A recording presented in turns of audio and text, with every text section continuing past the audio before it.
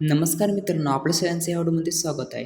मित्रांनो, या व्हिडिओमध्ये आपण बघणार आहोत वनरक्षक भरती आणि तलाठी भरतीसाठी महत्त्वाची राजघटना, थेअरी आणि क्वेश्चन बघणार आहोत. तर सगळ्यात पहिला आपला टॉपिक येतो मित्रांनो भारतीय राजघटना पायाभूत थेअरी बघूया आपण.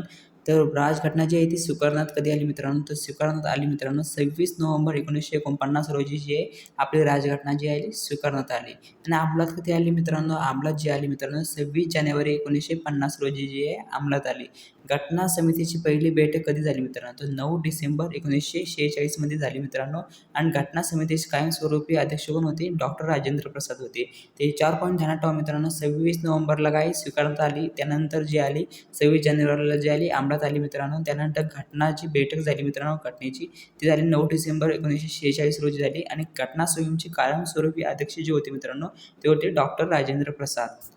त्यानंतर बघूया आपण मसुदा समितीचे अध्यक्ष कोण होते? तर मसुदा समितीचे अध्यक्ष जे होते मित्रांनो ते होते डॉक्टर बाबासाहेब आंबेडकर होते. तयार करण्यास लागलेला कालावधी किती होता? तो होता 2 वर्ष 11 महिने 18 दिवस. तर हे ध्यानात ठेवा मित्रांनो, 2, 11, 18 ध्यानात ठेवा. यानी की 2 वर्ष 11 महिने 18 दिवस. त्यानंतर मूळ संविधान काय आहे? तर 395 कलमे आहे, 22 भाग आहे मित्रांनो आणि 8 अनुसूच्या आहे. आणि त्यानंतर सध्याचे संविधान काय कसे आहे? तर 470 जे आहे कलमी मित्रांनो क्रमानुसार 25 भाग आणि 12 अनुसूच्या आहे आता. त्या पहिल्या होत्या 395 कलमे आणि 22 भाग आणि 8 अनुसूच्या. त्यानंतर ते आपल्या राजघटनेची प्रस्तावना. तर आम्ही भारताचे लोक हे जे या शब्दाने प्रस्तावना सुरू होती मित्रांनो, हे ध्यानात ठेवा. आम्ही भारताचे लोक या शब्दाने प्रस्तावना सुरू होती. प्रस्तावनातील प्रमुख शब्द कोणते? ते इम्पॉर्टंट आहे मित्रांनो. सार्वभौम, समाजवादी, धर्मनिरपेक्ष, लोकशाही, गणराज्य हे शब्द जे आहे मित्रांनो हे इम्पॉर्टंट आहे.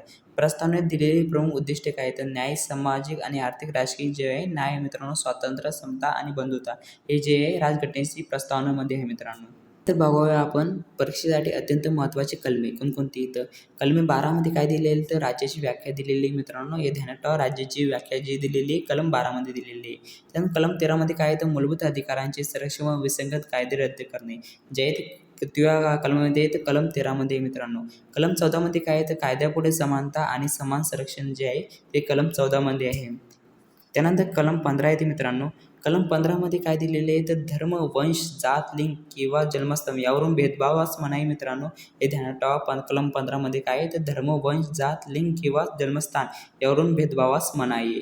कलम 16 मध्ये काय आहे? तर सार्वजनिक रोजगारात जे आहे मित्रांनो समान संधी आहे मित्रांनो सगळ्यांना. सार्वजनिक रोजगारात समान संधी जी आहे ते कलम 16 मध्ये आहे.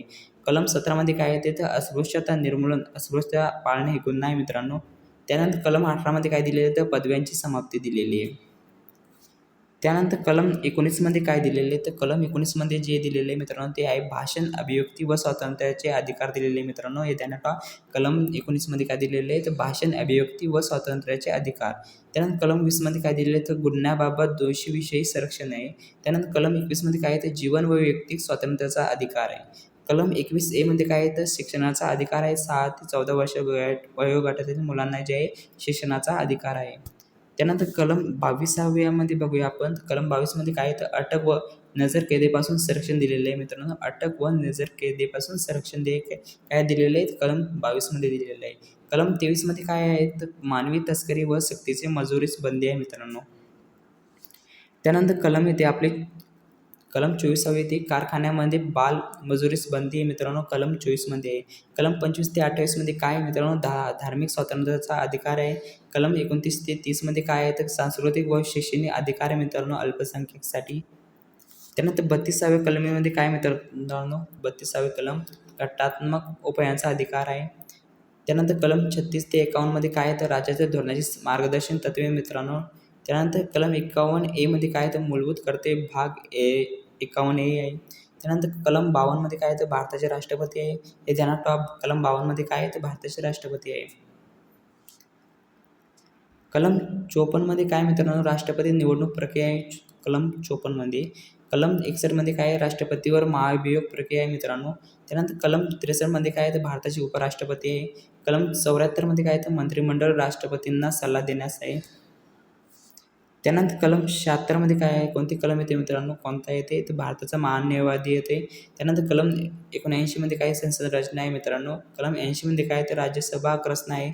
कलम 81 मध्ये काय आहे? तर लोकसभा रचना आहे. त्यानंतर कलम 110 येते मित्रांनो. कलम 110 मध्ये काय आहे? तर धन विधेयक आहे मित्रांनो, मनी बिल आहे मित्रांनो. तर कलम 2123 मध्ये काय तर राष्ट्रपतींचा अध्यादेश आहे, अधिकार आहे मित्रांनो. कलम 124 मध्ये काय आहे तर सर्वोच्च न्यायालय स्थापना व रचना आहे. त्यानंतर कलम 148 मध्ये काय तर नियंत्रण व महालेखा परीक्षक आहे मित्रांनो, CAG आहे मित्रांनो. त्यानंतर कलम येते 153वी. 153 मध्ये काय दिलेलं तर राज्यांचे राज्यपाल मित्रांनो. 153 मध्ये कोण काय आहे तर राज्यांचे राज्यपाल आहे. 154 मध्ये काय आहे तर राज्याची कार्यकारी सत्ता आहे. त्यानंतर कलम 163 मध्ये काय तर राज्यपालांना सल्ला देण्यासाठी मंत्रिमंडळ आहे मित्रांनो. कलम 165 मध्ये काय तर राज्याचे महाआयुक्त आहे मित्रांनो. त्यानंतर कलम 168 येते राज्य विधिमंडळ रचना आहे मित्रांनो. कलम 214 मध्ये काय आहे तर आहे उच्च न्यायालय, हायकोर्ट आहे मित्रांनो. कलम 243 मध्ये काय आहे तर पंचायत राज व स्थानिक स्वराज्य संस्था आहे मित्रांनो. कलम 280 मध्ये काय आहे तर वित्त आयोग, फायनान्स कमिशन आहे मित्रांनो. त्यानंतर कलम येते आपले 312 कलम येते अखिल भारतीय सेवा ऑल इंडिया सर्व्हिस आहे मित्रांनो. काय आहे ते 312 मध्ये आहे. कलम 324 मध्ये काय तर निवडणूक आयोग आहे, इलेक्शन कमिशन आहे मित्रांनो. कलम 343 मध्ये काय तर संघाची राजभाषा हिंदी आहे मित्रांनो. कलम 352 मध्ये काय तर राष्ट्रीय आणीबाणी आहे. त्यानंतर कलम 356 येते मित्रांनो, राष्ट्रपती राजवट घटक राज्यातील आणीबाणी आहे मित्रांनो. राष्ट्रपती आज राजवट आहे कितीमध्ये आहे तर 356 मध्ये आहे. कलम 360 मध्ये काय तर आर्थिक आणीबाणी मित्रांनो, फायनान्शियल इमर्जन्सी आहे. काय मध्ये आहे तर कलम 360 मध्ये फायनान्शियल इमर्जन्सी. त्यानं कलम 368 मध्ये काय आहे मित्रांनो, तो घटनादुरुस्ती प्रक्रिया आहे. त्यानंतर आपण बघूया वनरक्षक व इतर परीक्षांमध्ये वारंवार विचारले जाणारे मुद्दे. कोणकोणते मुद्दे आहे मित्रांनो, भारतातील राजघटनेचे शिल्पकार कोण आहेत तर डॉक्टर बाबासाहेब आंबेडकर आहे. भारतातील राजघटनेतील हृदय व आत्मा कायला म्हटले गेलेले तर कलम 32ला म्हटले गेलेले डॉक्टर बाबासाहेब आंबेडकरांनी. त्यानंतर राजघटनेचे आत्मा काय आले तर प्रस्तावना आहे. मूलभूत अधिकार काय तर भाग 3 आहे मित्रांनो, कलम 12 ते 35 पर्यंत आहे. त्यानंतर मूलभूत अधिकार जे आहे भाग 3 मध्ये कलम 12 ते 35 मध्ये मित्रांनो, राज्याची धोरणाची निर्देशक तत्वे कितीमध्ये आहे तर भाग 4 मध्ये कलम 36 ते 51 मध्ये मित्रांनो. मूलभूत कर्तव्य जे आहेत भाग 51 मध्ये कलम 51 मध्ये मित्रांनो. घटनादुरुस्ती प्रक्रिया जी आहे ते कलम 368 मध्ये मित्रांनो. शिक्षणाचा अधिकार जो आहे ते कलम 21A मध्ये आहे. 86वी घटनादुरुस्ती 2002 नुसार. त्यानंतर आपल्या इथे समानतेचा अधिकार जो आहे कलम कितीमध्ये आहे तर कलम जे आहे मित्रांनो ते 14 ते 18 मध्ये आहे. स्वातंत्र्याचा अधिकार जो आहे कलम 19 ते 22 मध्ये आहे. घटनात्मक उपायांचा अधिकार जो आहे कलम 32 मध्ये मित्रांनो. यानंतर बघूया आपण मित्रांनो राजघटनेचे क्वेश्चन. तर क्वेश्चन पहिला आहे तर मित्रांनो, भारतीय राजघटना केव्हा लागू झाली तर भारतीय राजघटना जी लागू झाली मित्रांनो ती लागू झाली 26 जानेवारी 1950 मध्ये लागू झाली मित्रांनो. ए जे आपला राईट आन्सर होईल. त्यानंतर क्वेश्चन दुसरा आहे तर भारतीय राजघटना कधी स्वीकारण्यात आली तर भारतीय राजघटना जी स्वीकारण्यात आली मित्रांनो ती आली 26 नोव्हेंबर 1949 रोजीची स्वीकारण्यात आली मित्रांनो. त्यानंतर क्वेश्चन तिसरा आहे तो भारतीय राजघटनेचे शिल्पकार कोण आहेत तर भारतीय राजघटनेचे शिल्पकार जे आहे मित्रांनो ते आहे डॉक्टर बाबासाहेब आंबेडकर आहे. बी जे आपला राईट आन्सर होईल. त्यानंतर क्वेश्चन चौथा आहे तो भारतीय राजघटना तयार करणारी संस्था कोणती तर भारतीय राजघटना तयार करणारी संस्था जी आहे मित्रांनो ती आहे संविधान सभा. बी जे आपला राईट आन्सर होईल. त्यानंतर क्वेश्चन पाचवा येतो संविधान सभेची पहिली बैठक कधी झाली तर संविधान सभेची पहिली बैठक जी झाली मित्रांनो ती झाली 9 डिसेंबर 1946 रोजी झाली मित्रांनो. ए जे आपला राईट आन्सर होईल. त्यानंतर क्वेश्चन 6वा येतो संविधान सभेचे कायमस्वरूपी अध्यक्ष कोण होते तर संविधान सभेचे कायमस्वरूपी अध्यक्ष जे होते मित्रांनो ते होते डॉक्टर राजेंद्र प्रसाद होते मित्रांनो. कायमस्वरूपी अध्यक्ष जे होते ते डॉक्टर राजेंद्र प्रसाद होते. ए जे आपला राईट आन्सर होईल. त्यानंतर क्वेश्चन 7वा येतो मसुदा समितीचे अध्यक्ष कोण होते तर मसुदा समितीचे अध्यक्ष जे होते मित्रांनो ते होते डॉक्टर बाबासाहेब आंबेडकर होते. ए जे आपला राईट आन्सर होईल. त्यानंतर क्वेश्चन 8वा येतो भारतीय राजघटना तयार होण्यासाठी किती कालावधी लागला तर भारतीय राजघटना तयार होण्यासाठी कालावधी जो लागला मित्रांनो तो लागला 2 वर्ष 11 महिने 18 दिवस एवढा जो आहे कालावधी लागला. ए जे आपला राईट आन्सर होईल. त्यानंतर क्वेश्चन 9वा येतो भारतीय राजघटनेची उद्देशिका कोणत्या शब्दांनी सुरू होते तर भारतीय राजघटनेची उद्देशिका जो शब्दांनी सुरू होते मित्रांनो ती होते आम्ही भारताचे लोक. ए जे आपला राईट आन्सर होईल. त्यानंतर क्वेश्चन 10वा येतो भारतीय राजघटना जगातील कितव्या क्रमांकाची सर्वात मोठी लिखित राजघटना आहे तर भारतीय राजघटना जी आहे मित्रांनो ती जगातील सर्वात मोठी जी राजघटना आहे तर ए जे आपला राईट आन्सर होईल. त्यानंतर क्वेश्चन 11वा येतो भारत कसा देश आहे तर भारत जो देश आहे मित्रांनो ते आहे सर्वभौम समाजवादी धर्मनिरपेक्ष लोकशाही आणि गणराज्य असा देश आहे मित्रांनो. ए जे आपला राईट आन्सर होईल. त्यानंतर क्वेश्चन 12 आहे तो भारतीय राज्यघटनेत मूलभूत अधिकार कोणत्या भागात आहे? तर भारतीय राज्यघटनेत मूलभूत अधिकार जे आहे मित्रांनो ते आहे भाग 3 मध्ये आहे. ए जे आपला राईट आन्सर होईल. त्यानंतर क्वेश्चन 13 येतो मूलभूत कर्तव्य कोणत्या भागात आहे? तर मूलभूत कर्तव्य जे मित्रांनो ते भाग 51 ए मध्ये आहे. ए जे आपला राईट आन्सर होईल. 14 तो राज्याची धोरणाची निर्देशक तत्वे कोणत्या भागात आहे? तर धोरणाची निर्देशक तत्वे जे आहे मित्रांनो ते भाग 4 मध्ये आहे. ए जे आपला राईट आन्सर होईल.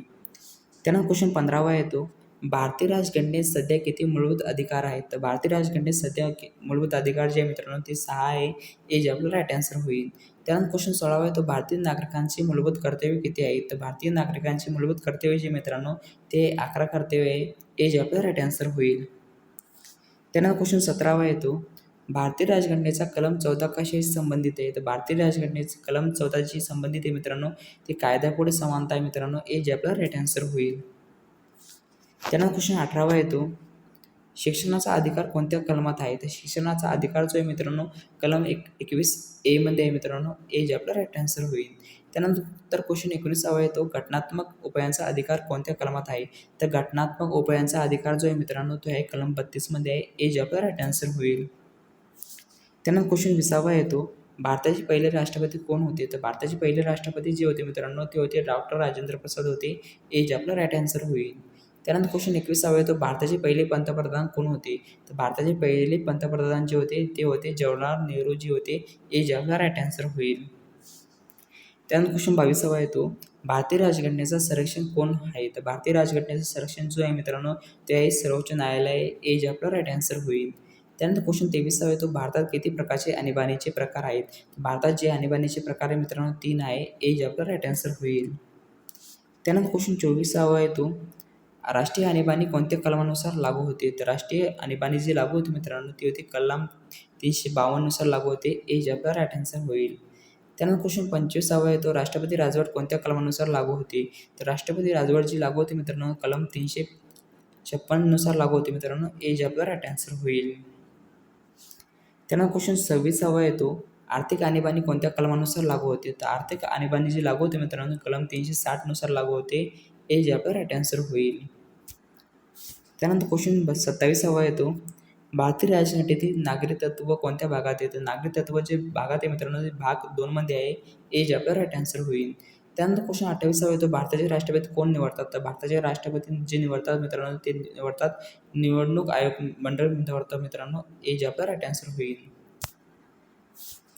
त्यानंतर क्वेश्चन 29 येतो राज्यसभेचे पदसिद्ध अध्यक्ष कोण असतात? तर राज्यसभेचे पदसिद्ध अध्यक्ष जे मित्रांनो ते आहे उपराष्ट्रपती आहे. ए जे आपला राईट आन्सर होईल. त्यानंतर क्वेश्चन 30 येतो लोकसभेचे अध्यक्ष कोण निवडतात? लोकसभेचे अध्यक्ष जे निवडतात मित्रांनो ते निवडतात लोकसभेचे सदस्य निवडतात. ए जे आपला राईट आन्सर होईल. त्यामुळे मित्रांनो तुम्हाला व्हिडिओ आवडला असेल तर लाईक शेअर व सबस्क्राईब करा. जर का इम्पॉर्टंट नोट्स PDF जर का लागत असेल तर व्हॉट्सअप ग्रुपला जॉईन करा. डिस्क्रिप्शन बॉक्समध्ये लिंक दिलेली आहे.